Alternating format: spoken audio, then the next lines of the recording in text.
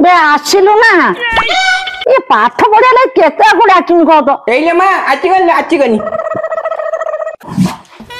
ठीक से बसी पारु ना एटा गोलानी आइतिला गोली जिमी जे डाक A B C D A B C D बे आगु को पढ़ हेलो बे कोन जाउ तू कोला कोउची आगु को बोले बोली बे सबु जाक दी छडा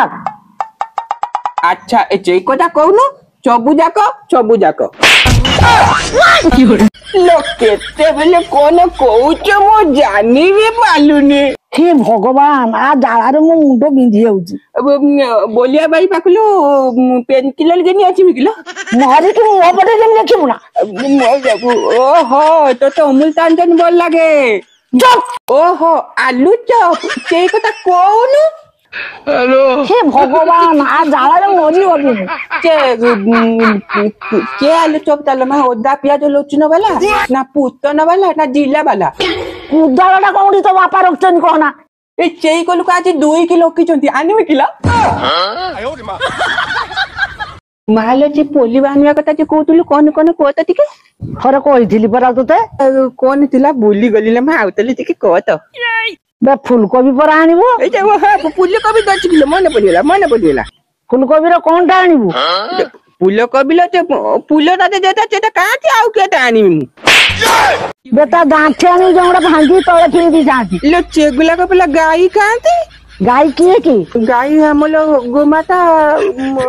पूजा करलंती हम भगवान भगवान गांठी खाइबे तू बसी फुलकोबी भाजी खाइ ए ना मु आमे भी दांती खाइबा फेले एटा तो चली गेला आ गुटे कोन आनी बंधा कोबी आनिबो अच्छा बंधा कोबी रो कोनटा आनिबो ताली भी दांती आनी आउ केता आनी ता गांठी होची ना ओ जे बंधा के पोटल वाला अछि हो ना ता पोटल बोला जोंगड़ा कोला पड़ी तो जो पत्र उड़ा सही उड़ा को फिर दिथिबो सही उड़ा को आनी लो चेगुला बोला चोंडो काते छंड किए शिव भगवान कलो बान भगवान खाइबे कोला पत्र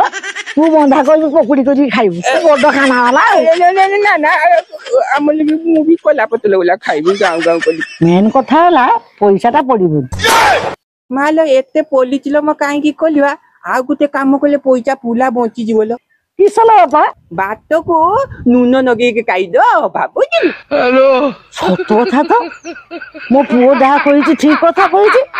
जाळू खर्च होबनी तेल मसला खर्च होबनी परिश्रम लागिबनी आ बढ़िया कथा कहूछि आ ओला केलो तुम बुबुली माउसी वीडियो केमती लागिला समस्त कमेंट रे जणा बुबुली माउसी पढिबो।